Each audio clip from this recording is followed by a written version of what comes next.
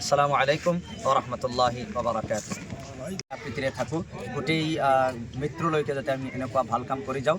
বিশেষকৈ আপোনালোকে দেখি আছে ইয়াত মছজিদৰ ইমাম চাহাব আৰু এই অঞ্চলৰ ওলামায়ে কেৰাম, ইয়াত এই যুৱকসকল, মছজিদৰ প্ৰেছিডেণ্ট, ছেক্ৰেটাৰী আৰু ইয়াত আমাৰ শিক্ষাগুৰুসকল আছে, এই অঞ্চলৰ যুৱকসকলো আছে।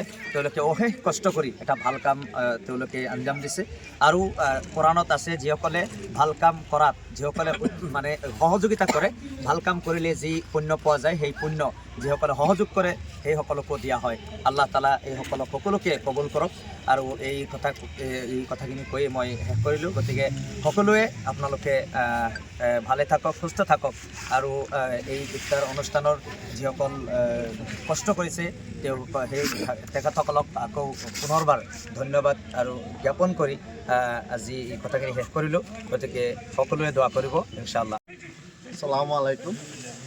আজি আমি একটং পূৰ্বচলা জামে মছজিদৰ উদ্যোগত আৰু আমাৰ এই অঞ্চলৰ ৰাইজৰ সহযোগত এখনি সামূহিক ইফতাৰ অনুষ্ঠান আয়োজন কৰোঁ।